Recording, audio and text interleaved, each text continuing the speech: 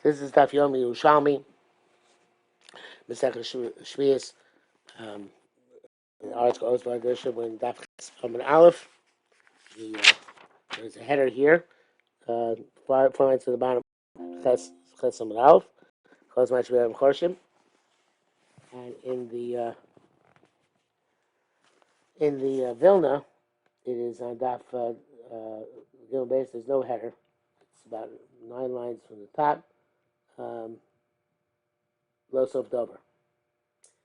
Lo Sof Dover Sheish Miksha Muksha Midlo. So this is going on the Mishnah, where it said that you can plow the stay Lavan until the point which is that you would still plant Mikshos Midlos, and the Shimon argues in that. So the Gemara says, Lo Sof Dover Sheish Muksha Midlo. It's not that it doesn't mean that you yourself have to have the squash or the pumpkins, squash or the gourds.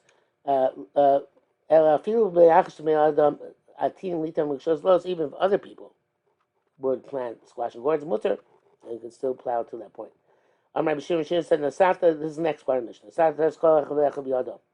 So the Mishnah says that this is the shear for kol alecha. That's when you know that the moisture is gone from the ground. So the Gemara says that Rabbi Shimon, Mishnah says, Rabbi Shimon says that everybody's going to say my lecha is finished at some other time. So if he gave a blanket shear, it says, you know what, you can't until Pesach, which is the end of the rainy season. So therefore, that's the lecha. This says the guy says this is my moisture is gone. So my local this says my moisture is not gone. I'm so loving a Pesach, so that Ilan Atzeres. With grain till Pesach, with trees till Shavuos. Ma'ben Sada Lavan Sada. You know what's the difference? So Sada Lavan, Aidesh Yossi Lizora, the Bitchila, Zor Shetei Lechakemis. So the well, I'm not sure which side of the comma Bitchila should go in this statement.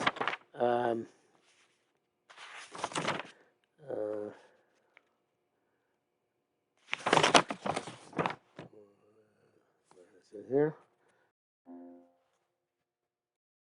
So it's started Lazara Bitchila.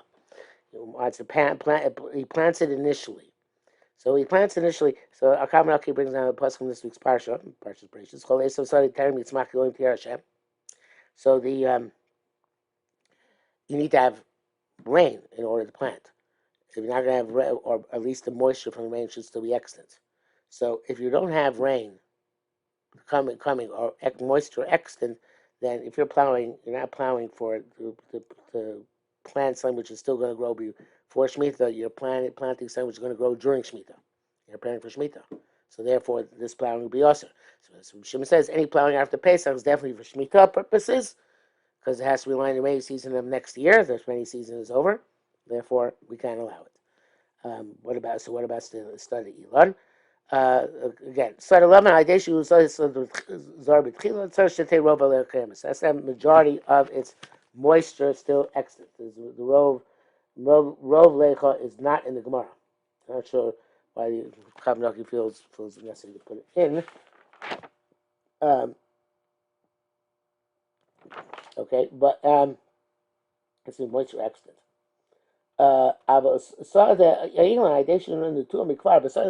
You plow, you're not doing it for the future, and then for the past.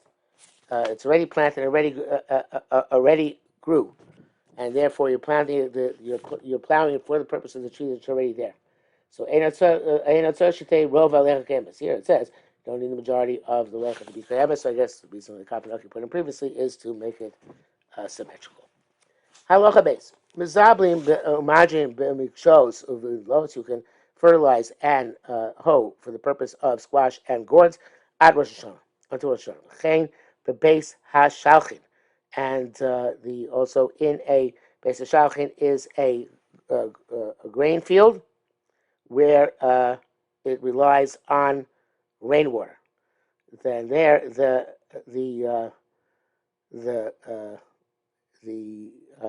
hoeing and plowing evidently it's still working for the previous years.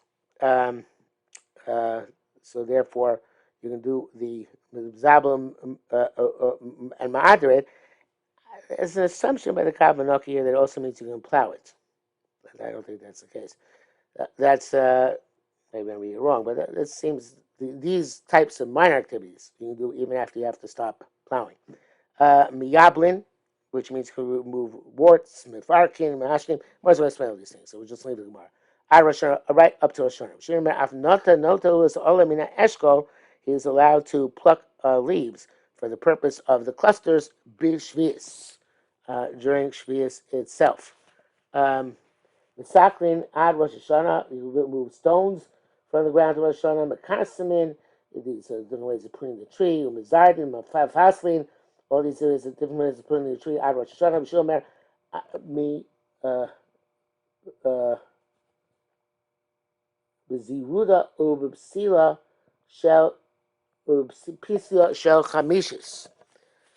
And I forgot what that means. The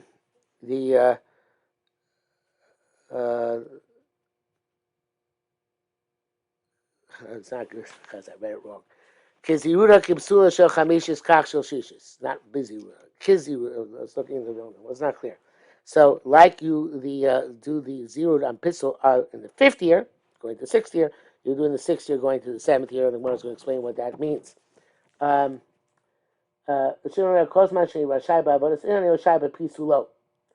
Shimon says, and evidently he's arguing Rabbi Shimon in some way, as long as I'm allowed to do the avoid in the tree, I'm also allowed to prune it.